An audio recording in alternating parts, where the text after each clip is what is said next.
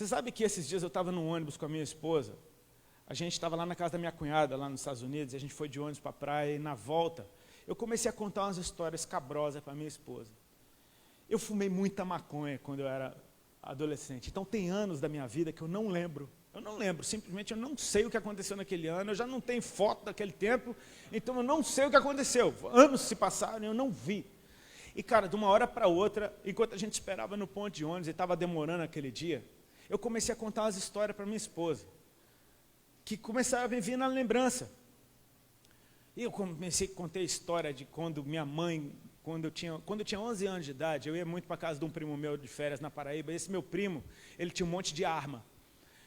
Porque meu bisavô era coronel, meu bisavô tinha um arsenal, esse arsenal se espalhou pela família e meu primo ficou com algumas armas. Então a gente brincava de arma de verdade, quando a gente era criança. Então eu voltei para casa, eu comecei a apurrinhar minha mãe porque eu queria uma arma. Poxa, não era justo, eu não tenho uma arma. E minha mãe comprou um revólver para mim. Quando eu tinha 11 anos de idade, ela me deu um revólver. Ela não me deu as balas, ela só me deu o revólver. E eu tinha meu revólver, eu brincava em casa com revólver. Vocês não estão filmando isso não, né? Porque vai dizer depois que eu estou fazendo apologia à arma, por favor. Foi uma loucura aquilo. Eu convenci minha mãe a me dar um revólver. E, assim, aí entrei na adolescência, aí me envolvi com a galera punk que andava lá em Brasília na época. E aí um dos meus amigos tinha uma treta com os punk de outra área, e ele falou, cara, você tem um revólver? Eu falei, tem. Ele falou, me empresta o revólver, porque eu estou em uma treta com aqueles caras, eu preciso do revólver. Falei, claro, emprestei o revólver para o cara dar um tiro no outro. Ele não deu o tiro no outro, né? E glória a Deus por isso, porque depois eu fiquei amigo do outro e tive uma banda com o outro. Eu contei para ele, cara, você sabe que antes eu dei um revólver para um cara dar um tiro em você? Esse revólver, roubaram o carro que o cara estava e levaram o revólver embora. Então não tem mais revólver na história, o revólver foi embora. E eu contando isso para minha esposa, ela falando, meu Deus, que loucura. Eu falei, e esse que eu emprestei o revólver para dar o tiro nele, com o qual eu tive uma banda, esse cara, um dia, deu um tiro num outro cara e matou. E ele foi para a cadeia. Aí minha esposa falando, meu Deus do céu, olha. Eu falei, mas o cara não era ruim, foi um acidente. Foi realmente um acidente, foi um infortúnio. E, enfim, e aí eu comecei a contar a história de um outro amigo meu que um dia deu carona para um traficante, só que aí tinha uma blitz. Aí a blitz pegou o traficante e ele, porque deu carona, ficou 5 anos na cadeia. E minha esposa, meu Deus do céu, amor, olha isso. E eu falei, cara, e aí na cadeia aconteceu que ele pegou AIDS e morreu. Aí minha esposa, meu Deus, amor, e as histórias iam vindo, e eu passei aquela viagem de ônibus inteira falando só de histórias cabrosas para minha esposa, eu pensando, qual é a edificação que tem nisso, por que eu estou falando isso para minha mulher, agora, 14 anos de casado, por que eu estou contando isso? Quando a gente desceu do ônibus, Deus me fez lembrar.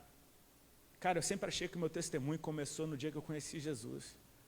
E o Senhor começou a me lembrar, eu estava te cuidando ali, eu estava te cuidando aqui, eu estava te cuidando aqui, eu estava te cuidando aqui, eu estava te cuidando aqui. Aqui quando esse carro capotou de um viaduto e você saiu pela janela e não sofreu um arranhão, eu estava te cuidando aqui também. Eu comecei a ver Jesus em cada fase da minha vida. Ele estava me guardando até o momento dele se revelar a mim. E ele se revelou em amor. Ele nos toca com desejo, cara. E aquele dia que eu falei, eu entrego minha vida para ti, eu nem queria.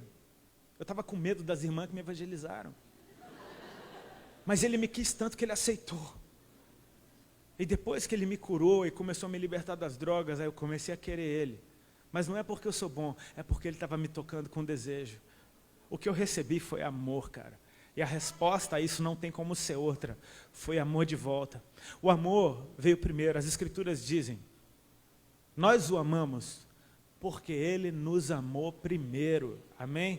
Então não começou com a gente, porque esse verso diz, aquele que tem os meus mandamentos e os guarda, esse é o que me ama. Então parece que o teu amor vai fazer Deus te amar. Não, ele te amou primeiro, e é por isso que você tem os mandamentos. Então como é que os mandamentos chegaram até você? Em amor. Eu só tenho que dar uma resposta em amor. E a resposta em amor vai tocar o coração de Deus e ele vai identificar o meu amor. E sabe qual é a recompensa do amor? Mais amor. Então ele vai me amar. E Jesus disse que eu vou estar no meio do caminho e eu também o amarei e me manifestarei a ele. Então, se com uma dose de amor eu já consegui dar uma resposta em algum nível para Deus em amor, imagina o que vai acontecer quando Ele liberar ainda mais amor para a minha vida. Eu vou ter agora mais amor para dar para Ele de volta. Então eu pego esse amor que eu recebi extra agora, que eu nem sabia que existia. Cara, como obedecer a Deus é bom. Eu devolvo para Ele em amor, guardando os mandamentos do Senhor. E Deus está falando, cara, esse baixinho me ama mesmo, então tome mais amor na cabeça dele. E tome mais amor, e você recebe mais amor. Meu Deus, eu tenho que... E você vai ficar, pega! E Deus está falando, pega tu! Então toma! Receba! Ele está falando, agora você vai ficar de cara, ó. Toma! E Deus está falando, sabe de nada, toma! Você nunca vai ganhar dele, cara. Você nunca vai ganhar dele. Você nunca vai ganhar dele. Vai ficar eternamente nesse negócio. Ele liberando amor sobre você, você devolvendo e